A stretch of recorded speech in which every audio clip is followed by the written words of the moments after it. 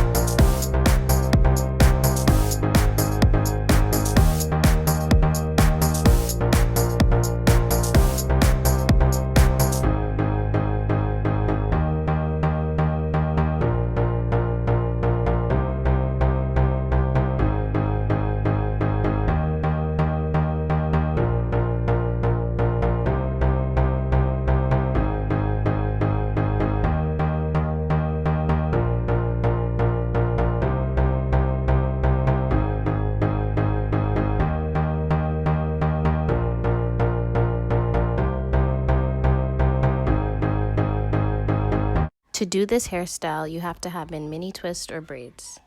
So you're going to fold your hair and then wrap the ends around your twist and or braid. At this point is when you're determining how long or short you want your faux locks to be. And the next step is optional. You can either use a crocheting needle or your fingers. I chose to use my fingers, and then you're going to take marley hair and put it through your twist or braids at the roots. After you pull the hair through, if you want to achieve short faux locks like I did, make one side of the hair approximately the length that you want your faux lock to turn out to be. However, if you want longer faux locks, at that point you want to make both sides equal. As you can see, next I'm loosely wrapping the hair down my twist and that other side of the marley hair that we left out. And at this point, when you get to the end of your twist, you kind of want to gauge the size so you can make it tighter or looser depending, just so that you hide the end of your hair that you have underneath. And then you also want to continue wrapping towards the end. At this point, if you wanted to get long faux locks, you're going to have to add in a next piece of hair, which I'll show you how to do in a second. But for now, seeing how I'm doing short faux locks, I'm just going to wrap this until that piece of hair is done. After that's finished, I'm going to take the next strand that we have at the end, which you'll see in a second, and wrap that upwards.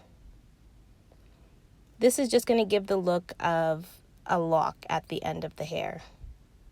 And we're just going to wrap that until the hair is done. You may need to shift it like I did. The last step is to add a piece of hair. This is the same way you would add hair to achieve long faux locks. But at this stage, I'm adding this hair in order to seal the ends. So I have a piece of hair right there at the end. And that just is there to ensure that this does not slide out. And we're just going to wrap it the same way we've wrapped everything else around the hair. And when you do this, you can fix any mistakes you have, and then you're just going to close it by finishing the strand.